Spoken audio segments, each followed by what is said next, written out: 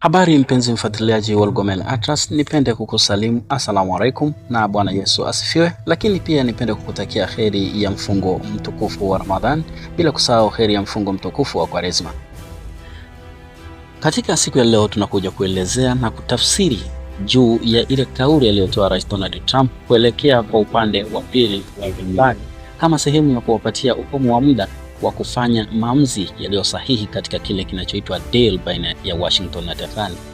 Siku 10 hadi 15. Tunasema hizo ni hesabu za Rais Donald Trump alizoweka kwenye mshale wake wa saa kuelekea upande wa Tehran.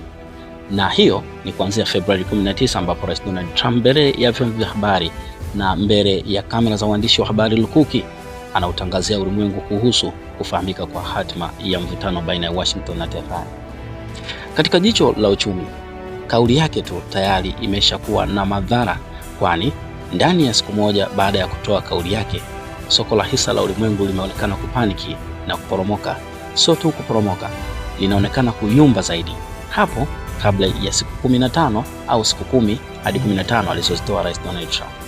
Kwani kauli yake ilibeba nini? Kauli yake kwa kumnukuu, alibeba ujumbe wa kwamba hatima baina ya Irani na Marekani itafahamika ndani ya siku 10 hadi 15, na huku akiwasisitiza Tehrani kukubaliana na dili iliyopo mezani kama sehemu ya diplomasia ya Marekani, kwani Marekani itakaposhindwa kuvumilia diplomasia yake, basi itachukua hatua zingine ambazo zitakuwa ni zenye kuumiza na kuiumiza Iran.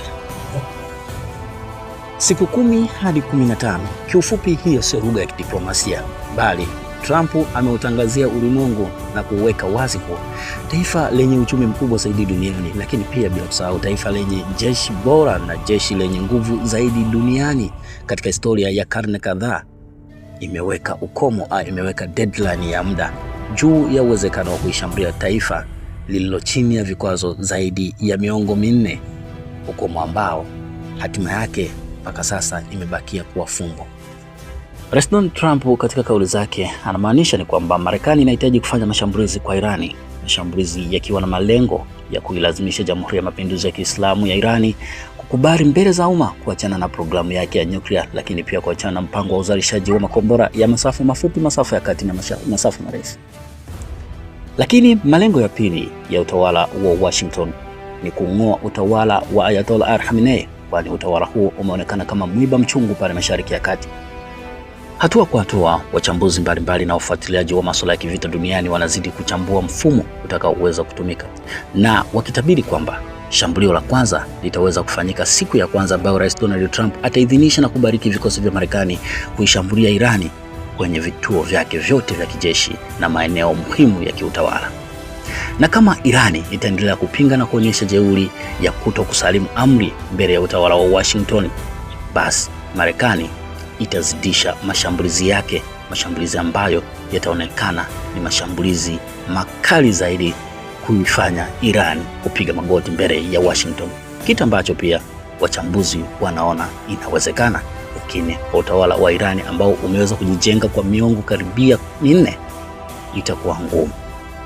Katika shambulio la kwanza kabisa ambalo litafanywa na vikosi vya Marekani, wachambuzi mbalimbali wanaona kwamba mpango wa Marekani ni kuifanya Tehrani kukosa chaguo la nini kifanyike. Maana yake shambulio la kwanza hilo ni kuifanya Irani ipate pressure chini ya utawala wa Ayatollah Ali Khamenei, pressure ambayo itaifanya ikose machaguo ya nini ifanye katika kujibu dhidi ya mashambulizi ya Washington. Aidha, Marekani katika hatua ya pili itafanya jitihada moja kwa moja kufanya haraka kuiangusha serikali ya Tehrani, kitu ambacho pia wachambuzi mbalimbali wanapata kigugumizi kuwa inawezekana ikawa sio vyepesi kutokana na ugumu wa operesheni. Kiufupi, operesheni hii ambayo itaendeshwa kipindi hiki na jeshi la Marekani itakuwa ni operesheni ya kitofauti kabisa, na itakuwa na tofauti na operesheni ya Midnight Hammer iliyofanyika mwezi Juni mwaka 2025, ambapo Marekani ilipiga vituo vya nyuklia vya Irani, haswa vituo vya Fordo na Isfahan. Utofauti huo ni kwamba operation ya Midnight Hammer ilikuwa ni operation ya kulenga shabaha moja tu, ambao ni shabaha makususi, bali operation inayokuja ni operation ambayo Marekani ni kuiondoa serikali inayoongozwa na Ayatollah Ali Khamenei, serikali pia ambayo inasimamia zaidi ya wananchi milioni 90, kiasi kwamba operation itakuwa ngumu zaidi kuliko operation ambazo Marekani ishawahi kuzifanya katika mataifa ya Iraq na Afghanistan. Operation hii pia haitokuwa na ufanano na operation aliyoifanya hivi karibuni mnamo mwezi Januari mwaka 2026 ambayo ilifanikiwa kumtoa madarakani Rais Nicolas Maduro wa Venezuela. Lakini operation hii, kama nilivyowahi kutangulia awali, kwamba ni operation ambayo itakuwa na tofauti mkubwa sana na operation ambazo Marekani ashazifanya huko nchini Iraq pamoja na Afghanistan, kwani ni operation ambayo Marekani tayari ana ufahamu wa moja kwa moja kwamba makosa yake ya kimahesabu yanaweza kugharimu sehemu ya maslahi yake pale Mashariki ya Kati kutokana na majibu ya Iran. Kwa wachambuzi wa masuala ya kivita, wanaona vita hii inaweza ikawa yenye madhara makubwa sana kuwahi kutokea, lakini madhara ambayo yatafananishwa na madhara yaliyopatikana katika vita kuu ya pili ya dunia. Kwa upande wa Irani, je, wako kimya? Hapana. Kwa upande wa Irani nao wameweza kutoa barua yao, wakaielekeza na kumwambia Katibu Mkuu wa Umoja wa Mataifa kwamba endapo Irani itaweza kushambuliwa, basi haitoweza kukaa kimya, bali Irani inaiomba Umoja wa Mataifa pamoja na Baraza la Usalama kuwa lisiweze kulaumiwa na mtu yeyote kutokana na majibu ambayo Irani itatoa kwa adui yake atakapofanya mashambulizi kwa wakati wowote. Kiufupi, msimamo wa Irani ni upi? Msimamo wa Irani ni kwamba Irani imezidi kujiweka kwenye mstari wa kwamba haitaki kuanzisha vita, bali itaweza kujibu kikamilifu endapo itaweza kushambuliwa na adui yeyote kutoka pande zozote katika ulimwengu. Presha ikiwa juu kwa mataifa tofauti tofauti, na huku ikitazamiwa vita hiyo haina muda mrefu sana kutokea, na wachambuzi wengine wakifanya hesabu zao na kukadiria kwamba mashambulizi ya Marekani dhidi ya Irani yanaweza yakafanywa ndani ya wikendi hii, ambapo mataifa kadhaa tayari yameshaamuru baadhi ya wananchi wao kutoka katika maeneo ya Irani, lakini pia na maeneo ya Mashariki ya Kati, hususan katika kuogopa mashambulizi yatakayofanyika kutoka kwa Marekani, lakini pia majibu yatakayotolewa na Irani pale ambapo atashambuliwa. Swali linakuja, je, ni kipi kitakachotokea endapo bomu la kwanza